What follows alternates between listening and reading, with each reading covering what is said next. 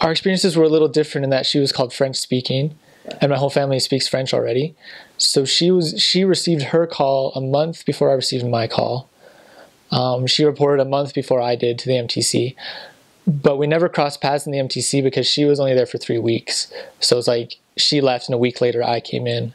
And when I came into the mission field, I think 6 weeks in, we ran into each other at a train station, but we never served together until or served in the same district until I was about at my year mark. And it was just really kind of odd and but at the same time really fun experience to serve in the same city as my sister for 2 transfers. And I was training at the time. I had my first, we called them blues in Lyon, my first new missionary that I was training.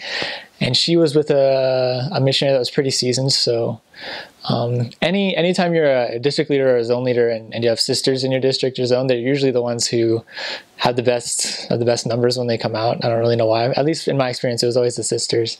And so she was a really hard worker, and because I was the only Chinese speaking missionary at Lyon that was like permanently in Lyon, she became kind of fired up about contacting Chinese people just because she could tell them, oh, my little brother speaks Chinese and he's in Lyon as well, and I'd love to have him come talk to you.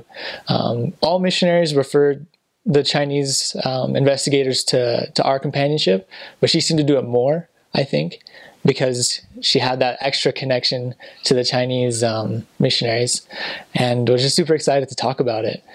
As her district leader, it was always kind of funny when she'd call me at the end of the week and tell me what her numbers were, and we'd have kind of this back and forth about how'd your week go, because I'm her brother but I'm also her district leader, so I had to kind of reconcile that in my head and try to find a balance. But she'd always, at the end of the phone call, she'd always be like, and I love you, and I was like, I love you too. And then my companion would be like, who are you talking to? But then I had to tell him it was just my sister. It was just really funny, like my mission president, she asked my mission president before I came in, she's like, am I allowed to hug my brother? She wasn't sure if that was in the rules or something, and we were allowed to give each other hugs when we saw each other.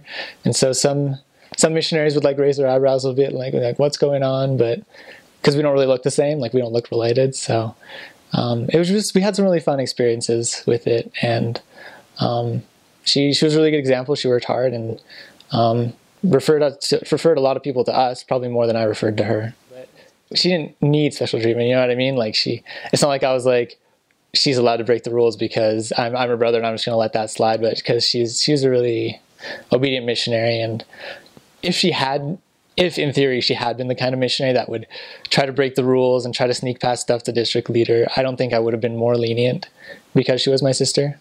Probably not. It was really exciting for the whole family just to know that we'd both be serving there. We both kind of expected to serve in France a little bit because we're French citizens, dual citizens, and so it's not, my little brother's also serving in France. It's not a big surprise that our whole family seems to get called over there. But because she got called to Lyon, I kind of expected to get called to Paris just because they don't usually mix siblings like that. And yeah, we cried a little bit and we gave each other hugs, but it was a really cool experience to know that we get to bond a little bit over our mission experiences in a new kind of way.